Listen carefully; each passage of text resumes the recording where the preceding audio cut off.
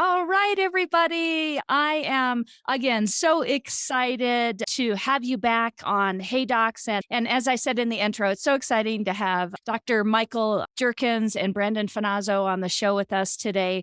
So, guys, thank you so much for being here. And I cannot wait for our audience to hear a little bit more about Panacea and how you help. I know you've helped a lot of my new younger doctors and existing ones too with some of their financial goals and what they're doing with their practices. So the way I'd love to start off Hey Docs is to just let you guys tell the audience a little bit if they don't know about you or they don't know about Panacea, just a little bit there. And then I've got some good questions for you guys that I want to unpack today. Awesome. That's good. Thank you so much for having us. This is great. I can tell a little bit about the story of Panacea. Obviously, Brandon talk about his expertise and all the great things he's doing with his team within Panacea. But so first off, I always like to say I'm a practicing doctor. So number one, that's how I identify I am a doctor. Went to medical school in Tennessee, did my residency up in Ohio, and you can imagine had a lot of financial woes during that time, like Sure. many of us do. Had our first child in med school, and we did not listen to any advice from anyone and continue to have more children through training while having lots of student loans. I think I graduated. Well, by the end of residency, I had a little over $300,000 in student debt. And so there's and then during residency, right, my take home pay was like around a little over $3,000 a month. Mm. And unfortunately, we were having to spend more than $3,000 a month with a family of Yes. four in an old house and working 80 hours a week. And then you try to call a bank and no one's open and no one knows who you are. Or what ended up happening really, truly was in residency, we had an issue with a car and I needed a couple of $1,000s. And so I called multiple banks. And what I got was, this is in residency, right? So I'm only a couple of years away from making a big boy paycheck. And the banks would essentially just say, go get your parent to co-sign with you, and we'd love to lend you money, or flat out no. Mm-mm. And it just was maddening because it just exhibited the fact that you got 4,000 banks out there and they all pretty much do the exact same thing. They look at you like a spreadsheet. They don't understand all the stuff you've done to get there. The fact that they're going to be begging for my business in a couple of years made no Right. sense. Yes. And we just basically, over some beers, my intern year, Ned Palmer and I, co-resident, we were complaining about this and decided, you know what, this makes no sense. There's thousands of us out here, literally a million doctors in the country that have all experienced this to some degree. Let's figure this Mhm. out and let's make a solution. We started off really with just a personal loan product. We had this idea. We really tried to get it off the ground in residency. Literally post call, we'd be awake for 36 hours and we go to banks and try to pitch them on this idea. And needless to say, it wasn't very convincing having big bags under our eyes and greasy hair and slurring our words. And so eventually over time, we did end up launching and we are part of a bank called Primis. They're based out of Virginia, publicly traded, FDIC member. And essentially our mandate is, hey, Panacea, go get doctor clients. You got your own bankers, Mhm. own credit policy, own employees within Primis. Let's go figure this out. And that was in 2020. And then we lots of iterations of how we grew. And several months in, we brought in Brandon, who helped build our team out for practice solutions and being able to provide really common sense solutions to doctors. That's really what we're all about, right? This is a common sense problem. We came up with a common sense idea and Yes. service that makes sense. And so Brandon's team is really here to be able to provide that too. And now since launch, that's probably around 4,000, a little over 4,000 doctors across the country. So what started as just an idea over some beers, our intern year, has helped literally thousands of doctors now and their practices and countless other patients. So as an internist, I can talk for a long time. That's part of our trade. So I'm going to be quiet and maybe let Braden talk about how he got into Panacea and what we've been able to build. Yeah. That's great. Yeah. Yeah, absolutely. So yeah, to kind of parlay off what Mike said, joining Panacea 2 years ago, I just crossed 2 years. They were, they had built out the kind of consumer side and recognized that these docs need to get into ownership. And so I joined to build out the commercial side to help all types of doctors get into ownership, different avenues, and then expand any Mhm. practices that they currently have. So that's when I joined, and we've been able to grow it very well since then. So it's been a great journey, and we have some really cool offerings.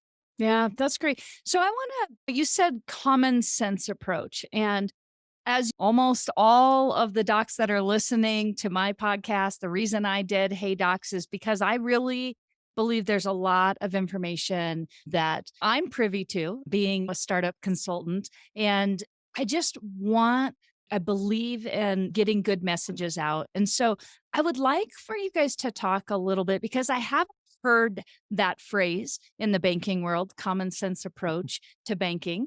I think it's very like black and white, and you fill out this and you do this. Right.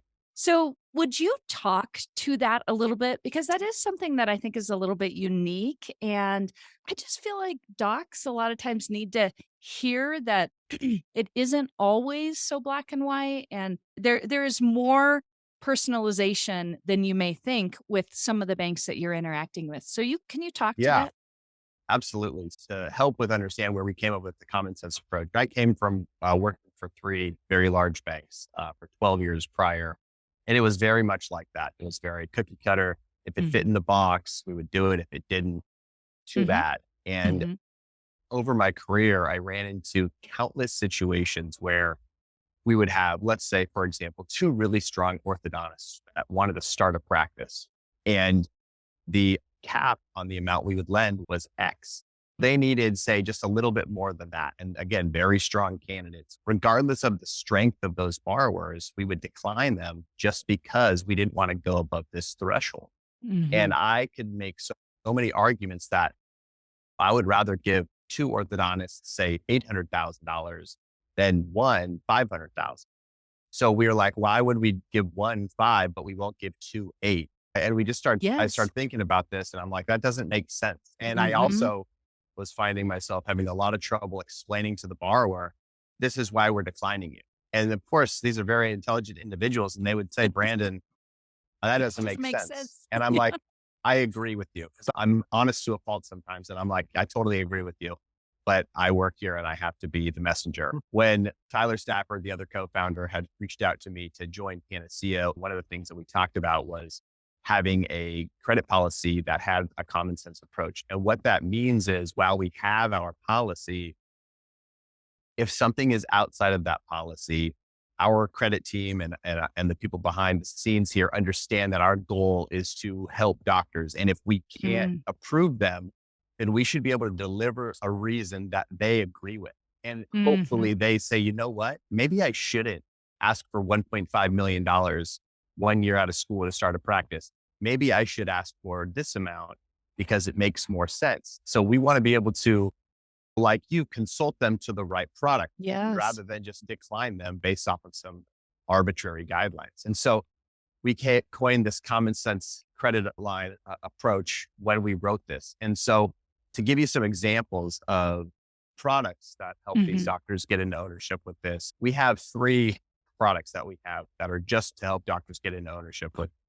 And they're buying in, so buying a portion of a practice, Mm. starting a practice, and then buying the entire practice. And so we have a lot of the similar guidelines to some of these other banks, but there are things that we do again for this common sense approach that definitely differentiate ourselves. And so some of those examples would be the partner buy-in loan is a great example. If some doctor would like to buy 25% of a practice, and let's say there's already three owners, most banks want to put the lien on that practice. Those three other sellers don't want that, May right? not be They're like, happy you with can't, that. yeah, Yeah. they're not going to be happy. And the person buying in really has no avenue to get a business loan without a business as collateral. They'd usually have to go get some sort of Mhm. personal loan Mhm. and get funds. And that's improper use, commingling. CPAs don't like it. So we came up with a product and underwriting guidelines that allowed us to lend money to doctors buying a portion of a practice without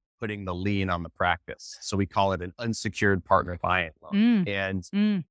this is happening more and more with the DSO growth in other industries. And it's been Yes. a very popular product, and it is very streamlined, very easy, and it removes that barrier. And now more doctors can buy in and get ownership without some very massive hurdles. So that's Mm. one, what I consider very common sense approach to helping somebody get into the practice. Now, our credit guidelines may be a little bit tighter for this product, but rightfully so. We're removing Mm. the liens. When I say we do things that are a little outside the box, that doesn't mean that the credits are weaker. It just means we look at them from a different light. Yeah, go ahead. And then I was just going to say, and what a benefit, because I have had docs that have come to me, and I think number one, the hardest, it's to some extent easier to get money for a startup. I want to say 1 degree of difficulty more when you're trying to get it for an acquisition. And then because there's all these factors that Right. play in and all of that. And we could unpack that if we wanted to. But Yeah. then when you think about the partnership buy-in, that's even even a harder component. So I love that you guys are tackling that. And I have found that I don't have other banks that are doing that, which is why I appreciate working with you guys, because I know that when I'm talking with my docs, there are certain banks that just do it better in certain areas. So thank you guys Yeah. for thinking outside the box, because this is what we need. We need somebody that it isn't just transactional, that there is a component. And like you said, it always cracks me up. And this is just Jill Allen's statement here, but it always cracks me up when I've got startups that are in school and they're literally like 4 months, 6 months, 4 months to graduation, whatever. And the banks are saying, oh, we won't give you any money until after you graduate. I mean, who goes that far into this and isn't going to graduate? You know what I mean? Yeah. Not to go down that. And I know I'm not going to put you guys on the, I'm not going to put you in the hot seat there, but I just always think it's funny, kind of to the point of, why would we got 2 doctors? Why would we only lend? It's almost like you're penalized versus rewarded. And one thing I would add to that on the comments is approach that Brandon's team takes. And like what I love, and you said it, it's not transactional, right? We can't say yes to every single person, but what we can do is actually lead them to a path where eventually, potentially we can say yes and show them the tools how. And that's really, I think, speaks to Panacea as a mission-driven company to help doctors. Like not every single doctor that comes to us will use what we do, but hopefully we've helped them in some way. And it sounds hokey, but actually is true. That's who we are as a company.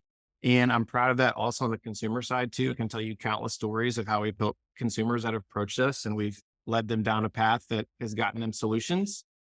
And then the other thing I wanted to say too, like it makes no sense. And I'm an outsider, relatively speaking, compared to Brandon in banking. It makes no sense to me that if you are a doctor and you have a startup and you have the complete financial package and you submit it to a bank, that it takes weeks and weeks for you to get an answer. It makes no sense. We can put people on the moon and we can make electric cars that can self-drive, but we can't process this set of documents no sooner than 30 days. So if you look at our process on our side, how quick we are, last year in 2022, from when we got a full financial package to when we had a decision was around 4 to 5 days. And like, so that's important. Obviously, it's very easy for me to say that. Everyone knows it. But compared to what a lot of other people are experiencing, I think a lot of times doctors are just used to engaging in a financial industry that can sometimes be predatory and sometimes you get used to poor customer service because everyone else is doing it that way. So no one has to try to be better. And what we wanted to do was really flip the script and make it doctor centric. Yeah, that's great. Yeah. I will add the other avenues, common sense lending to get into ownership that we were talking about is the startup product and the acquisition. And the uniqueness on our startup product is us looking again outside the box for how much they're asking for, right? Where if there's 2 or 3 doctors starting a practice and they need $1 million, that can make sense, right? Again, there's banks that have a certain cap. We're more than happy to go above that for a strong candidate or candidates. So that's something that's very unique. And we just closed one. They're almost done building and it was about $1.6 million in a leased space. But these are 3 very strong doctors with a ton of experience. They saved their money on all these pointers, all these, positives. But again, we didn't just turn them away because it was double, say, the normal Mhm. threshold. Mhm. Mm. So that's really unique. And then on the acquisition side, when they're buying a practice, same type of thing. It has to do with the amounts we're going to lend. Ortho practices primarily have been priced a lot higher than some practices because the market recently, people buying them up. So those prices have been very high. Now, if it values at that level because of many different factors, new equipment, location, income, whatever, we will analyze that and understand it. And if the cash flow's there and then the experience of the Mhm. buyer's there, Mhm. we're more than happy to lend to this, what would be considered very high amount because of these factors, because that makes sense. It's actually worth that much. Now, this Right. isn't like private equity analysis, 8 times EBITDA numbers, but for a single doc owner buying a practice that ends up being 110% of revenues, and Mhm. we can make sense of it. The other thing that's really unique is if they need new equipment, we will look at that as its own asset, where there's the practice is the asset. Of course, it needs working capital, but we're more than happy to add on new equipment if Which the is practice great. needs it without having it jeopardize the practice price or a seller carry or all these nuances that you find with other lenders. So that's some of the common sense approaches on products we have to get into ownership. Yeah, that's again, such a benefit to know and refreshing to hear because a lot of times those things are not taken into consideration and everybody's going to do it a little bit differently. But I do appreciate, again, that common sense approach. And I can tell you what, doing a lot of acquisitions, there are times where it's one thing just to get the money to purchase the practice, but now, okay, gosh, we've got circa 90s practice and we've got a machine that's 20 years old and this, that, the other. And we need that to be able to deliver the experience and to be able to have the growth that we're going to look for. I really appreciate that. I want to dive into a question that I get asked all the time. And maybe you guys can even talk to some of your parameters here, but so many times because I work with a lot of startups and a lot of docs that are coming out of school and getting started, the student loan debt umbrella that hangs over cloud, whatever you want to say, is something that comes up a lot and can scare off a lot of my potential clients. And is it even worth me talking to a bank because I've got 300 and 300 is low now. Yes. It's more like Yes. 500,000 in student loan debts is what I pretty consistently see. So can you talk to maybe student loan and also just debt in general, and maybe even some things that doctors should be thinking about if they've got a certain amount of cash in a bank? Or can you talk about that a bit and how you guys approach that? Absolutely. I think so. Maybe Brandon, I'll talk a little bit high level, what we're seeing on student loans and the cash flow importance. And you can talk maybe more in the weeds if you want, Brandon. But it's a very unique time, obviously, with Mm, student loans, them and the federal system having no required payments the last 3 years. There's many people out there that have literally never paid a bill on their student loans, and they're about to get one for the first time in the next 60 mhm, days. mhm. And a lot of changes and all of that. So what I'd like to say is number one, I think what we find on the practice side is really we emphasize cash flow. So understanding debt servicing and how much you're paying on your debt. So a lot of time over the last 10 years, the go-to, because rates were low on the student loan side, people would graduate and refi their student loans, immediately get a lower rate, but they would be stuck with a lot higher bill because what you're giving up on the federal side is an income driven repayment plan, which there's a totally new plan that the Biden administration announced. There's great benefits for it. There's lower monthly payments now, and any interest you don't cover on your payment is covered by the government. So that's Mm, huge benefits you get. mhm, mm. So I ran some numbers actually before this using about $500,000 of student debt, making roughly $300,000 to $400,000 a year, family size of four. Your monthly payment, just as an example, would be around $1,900 for this income driven repayment plan per month. If you were to refi and to a private company like Panacea, we do that. So it is a little bit of against. Hopefully that shows you that we are very mission driven because we do student loan refinance. And I'm actively telling people you probably don't want to do this right now. But Mhm, the average payment would be around $4,000. mhm. Wow. So it might not behoove you to graduate residency and say, oh, I'm going to buy a big house and I'm going to refi my student loans, because all of a sudden your debt servicing is super high. So if that's high level, I could talk about student loans and what's going on in that for probably another hour. But that's high level. And Brandon, tell me maybe a little bit more into the weeds, building off of that. Yeah, sure. So when we look at student loans or anything for that matter, it's all cash flow based, right? We're going to want to analyze income. We're going to want to analyze the debt payments. And so with the student loans, we're simply going to look at what that payment is. And so I always tell doctors, look, go with the lowest payment you can until you own your dream practice, or at least your first practice, if that's your goal, before you refi it into the $4,000 payment. Obviously, you need to refinance it eventually so that you can pay it off. But for the time being, let's focus on saving your cash and keeping your monthly payments as low as possible. And then again, once you own your practice, let's get after it. Yeah. Yeah. I think that's such great advice. And again, I have a lot of docs that ask me, Jill, should I wait to do something until I paid down my student loan debt and this, that, and the other? And I'm like, no, you need to be putting money into your savings right now, because that will work itself out. It's not going away. And I know everybody's got their own take on how much interest you're paying over the long run. But get yourself going in the vehicle that's going to make you the money to allow you to really get that. And don't make that be something that impedes what your ultimate goal is. And I think sometimes it can be scary to have all that debt sitting above you, but yet sometimes it isn't. It may not be as bad of a reflection as you may think it is. That is Right. what I guess that what I'm trying to say.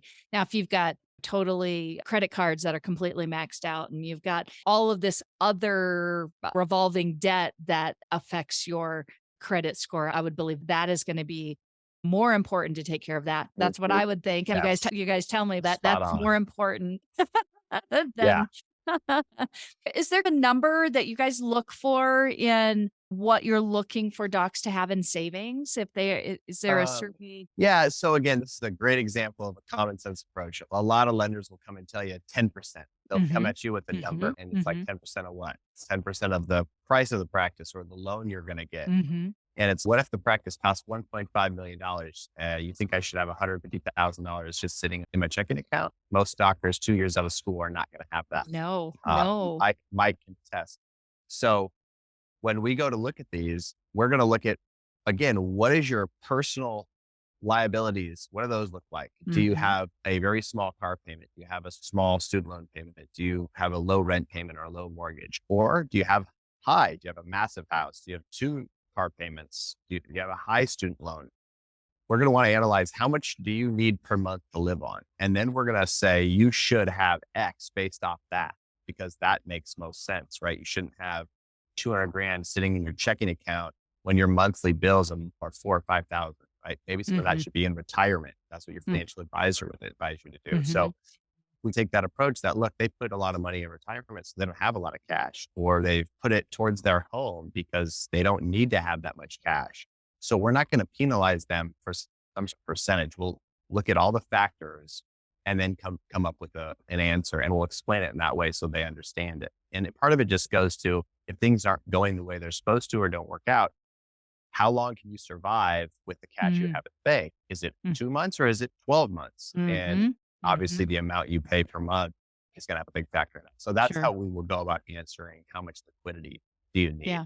And it definitely sounds like you're taking it on a case by case approach versus just, if you don't fit in this box, you don't have this dollar amount, you're out. Absolutely. If we were to read our policy, if we do need something, it says around 5% of the loan amount is what it says. But again, we're going to look at it holistically, make a case. And if it's lower than that, because of the reasons I said, credit is on board with getting those loans done. Yeah, that's great. So this has been such good information. And as we come to the end of this, I would really love to know what each of you think. If you had 3 pieces of advice, if you had 3 things that you're like, this is where we want to leave it at, what would that be? What would you be telling docs right now, no matter what their situation may be? Yeah, if it depends. If these are docs that are looking to get into ownership, we're always talking about that. I always say, go get some experience track your production and really pay attention to your abilities before you're looking to dive into ownership so that you can explain what your production is, what you can do. And also so that becomes second nature before you put on the business hat, which is a whole nother role. Save your money. We talked about that quite a bit. That's really important, is just put your money away so that you can get into practice ownership. And when you're getting into practice ownership, don't try to do it all. Don't go looking for spaces by yourself. Have a really good team, right? So I always make sure that these docs are surrounded by professionals. There's many in our industry, and having a really good team is, to me, paramount to them trying to save a few dollars and do it themselves, because they can put themselves in a really bad position. I'm dealing with a lot of projects right now, and some of these docs didn't have the best contractor or contractor that's used to doing a dental practice. And now Don't get me going there. we're halfway in and we're getting change orders to the tune of 25, 30% more than what they budgeted for. And it's detrimental. And so making sure you have an amazing team with experience can save you money in the long run and set you up for success. So those would be my top 3 pieces of advice, doctors. Great. Anything else you want to add there? Yeah, for me, again, I could probably talk for a long time. I think a big thing is just it's tough to have delayed gratification, right? You've seen all of your friends that were doctors do all sorts of things in their life while you've been in training. And so the urge you feel after you get done is to do everything all at once. And like the saying I always think of is you'll have enough money to buy anything, but not enough to buy everything. So you should probably pace yourself. And especially with this practice ownership goals, is being very purposeful about that cash flow and debt servicing. So we unfortunately see a lot where people do refi their student loans to a higher payment. They get a big house and then they look into getting a practice ownership. And all of a sudden the cash flow is really difficult to navigate. So fighting the urge to keep up with the Joneses of all of your non-doctor friends that are the same age is difficult to practice. Easy for me to say, but I think it's pivotal for all doctors getting done with their training. Yeah. And I would even say, even if it's your non-doctor friends, I think so many times I hear, I just feel like I should be farther along. I just feel I should whatever it is. And to your point, I think just really keeping in mind and in focus, what are your goals? And you will get there. When you look at very successful people, they didn't start that way. They didn't start where they're at. And if you were to really probably sit down and have a drink with them and they were to tell you their journey, it's usually a lot different than you thought it was. Success doesn't happen overnight. And setting yourself to maybe you stay in the apartment a year or two longer because it just makes sense to get your the number that you need in the bank, or you work as an associate a couple years more than you really want to, because that really supports the lifestyle that you need as you're building your practice and getting it going or whatnot. It will pay off in the end. And that's what anybody who's listening out there, I want to tell you, it will pay off. And in the long run, you'll look back and go, okay, that was just it was hard, but it was just a small amount of time in the grand scheme of where I'm at now and where I'm going. And hopefully how you exit when you get to the point where now you've got all of these hopefully different avenues that are going to really pay out in the long run. So Absolutely. 100%. Unfortunately, a lot of people who are about to graduate have never heard that message in their training at all, because most of the people that are training you don't know that. I can speak from experience. The doctors that are training don't have that financial, it's really savviness to be able to talk to the whole picture. And on top of that, a lot of people training you didn't graduate in the same or train in the same financial environment. no, for sure not. Um, Yeah. So, well, this has been great. So if somebody wants to talk to you guys, wants to get a hold of you, what is the best way for them to reach out? Who's going to be the best contact? How do we give us that information? Because I know you guys are going to be getting some calls or some emails. Yeah, no, this is great. I would say email myself or Brandon. So Brandon.Finazzo at Panacea Financial, or Michael.Jerkins at PanaceaFinancial.com. That's a nice, easy, personable way. I can speak from both of us. We exchange emails at all hours of all days with doctors reaching out. And honestly, PanaceaFinancial.com, and go to our Practice Solutions page. There's information about our products, and you can fill out forms there if you're not ready to email one of us, but we're very accessible and we pride ourselves on that. Yeah. And one of the things that I just want to say to anybody listening to is, I know that you guys both have come from the approach of you just want to help. And I would just encourage anybody who's listening to, if you're just even dabbling, not even ready to put your toe in the water yet, but maybe you just want to make a connection and ask some questions. Yes. I know Brandon, I know you guys are willing to just to do that for doctors. So I would just encourage people out there. Again, don't be Yeah. afraid to just make that connection and ask the questions. No question is stupid. Everybody's unique in their situation. And I do believe that I know these guys here will take care of you as Yeah. Proper planning to get financing is extremely important. I can't stress that enough. I have doctors that reach out and say, I'm looking to do X in a year. I'm like, great. I'm so glad we're talking. Or I have a practice owner that says, I want to own 5 practices in the next 5 to 7 years, whatever. We'll plan that whole thing out. We're not doing anything right now, but we're working on the plan on what you need to look like yes. financially. So here's the steps you take over the next 3, 6, 12 months. So by all means, reach out if you're just thinking about getting into ownership in a year or two.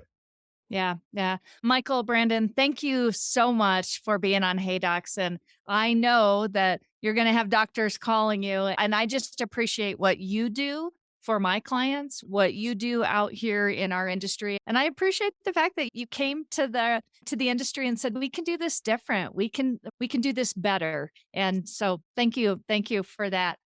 I appreciate it. Absolutely. Awesome. Absolutely. Appreciate being on.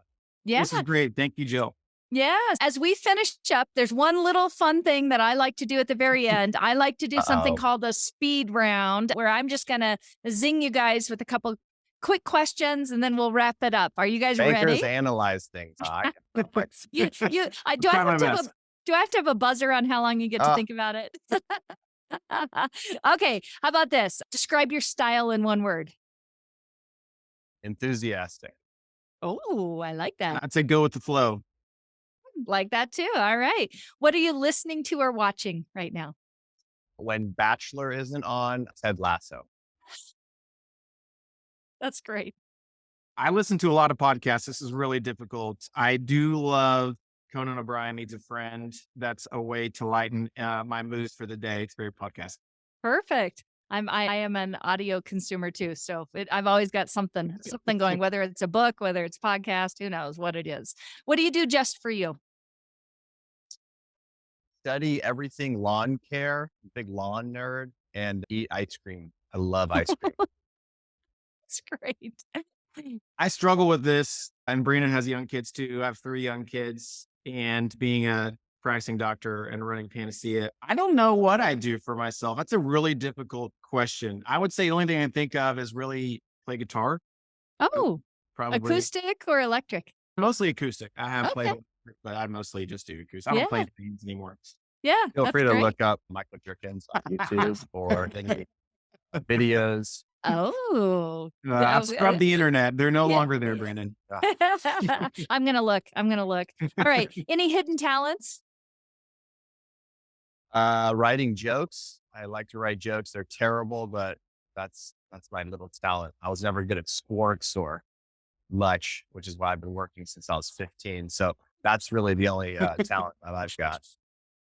I can speak, Brandon, that you're from experience. Your dad joke game is pretty strong, so I'll give you some props there.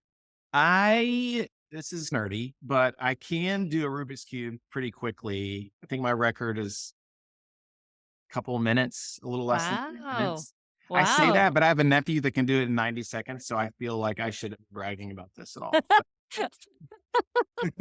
He doesn't count. That's right. Amongst the 3 of us, that's impressive. Okay, good, That's a good. talent. I don't even know that I could get one side. And then any big, hairy, audacious goals that either of you have? I've had a big goal on opening a large dog shelter to stop dogs getting euthanized. So that's my big dream goal. Oh, love it. I like that you used a pun with Harry. They just go with dogs, Brandon. Them. But for me, clinically, I love school-based health. That's a passion of mine. And I worked in school-based health centers across the country. And my goal is to be able to at least create and contribute to sustainable models for school-based health, including dental care, which a lot of groups do. That's great. Guys, it's been absolutely wonderful. Thank you for taking the time to be on Hey Docs. And I know we got some good information out to the listeners. And I just appreciate you being easy to talk to, easy to access. And I know people who are listening are going to be feeling that same way when they talk with you guys. So thank you. Thanks again for being on Hey Docs. Yeah. Thank you so much, Jill. Definitely my pleasure. Yeah. Thanks, Phil. It's been great. Yeah. All right.